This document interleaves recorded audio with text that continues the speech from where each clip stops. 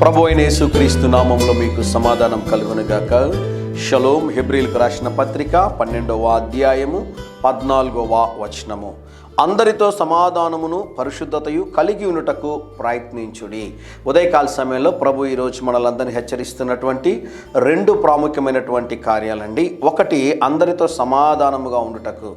ఆలోచన చేయండి ప్రియులారా, మనము ఎంత సమాధానముగా ఉండాలి అనుకున్నా కూడా కొంతమంది మనల్ని రెచ్చగొడుతుంటారు, అనవసరంగా గొడవలకు మనల్ని లాగుతూ ఉంటారు. అయితే గమనించండి ప్రియులారా, మనము ప్రయాసపడాలని దేవుడు మనకి రిక్వెస్ట్ చేయడం లేదండి, కమాండ్ చేస్తూ ఉన్నాడు.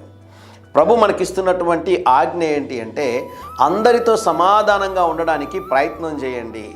అంటే దాని అర్థం ఏంటి అంటే, సమాధానంగా ఉండడానికి సందర్భాలు మనకు అనుకూలంగా ఉండకపోయినా కూడా సమాధానంగా ఉండడానికి ప్రయత్నం చేయాలి. రెండో మాట, అద్భుతమైన మాట, పరిశుద్ధత కలిగి ఉండుటకు ప్రయత్నించుడి. దీని అర్థం ఏంటి అంటే, ఎవరైతే దేవుని ఆత్మచేత నడిపించబడతారో వారు దేవుని కుమారులు కుమార్తెలను పిలువబడతారని వాక్యం సెలవిస్తుంది.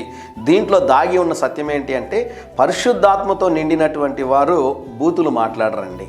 పరిశుద్ధాత్మతో నిండినటువంటి వారు గొడవలు వేయనండి.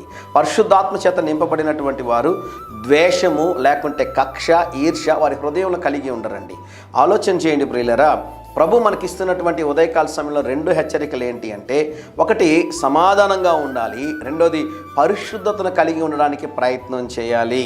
మన వంతు మనం ప్రయత్నం చేస్తే పరిశుద్ధాత్మ దేవుడు సహాయం చేస్తాడు. వీలైనంత వరకు సమాధానంగా ఉండడానికి ప్రయత్నం చేయండి.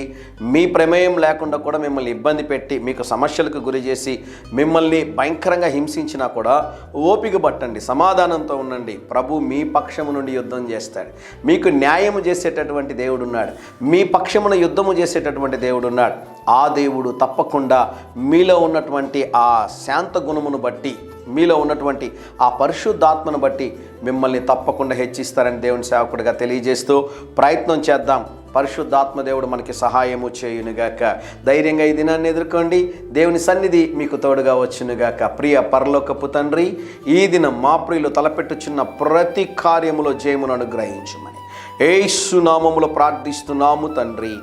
Amen, amen.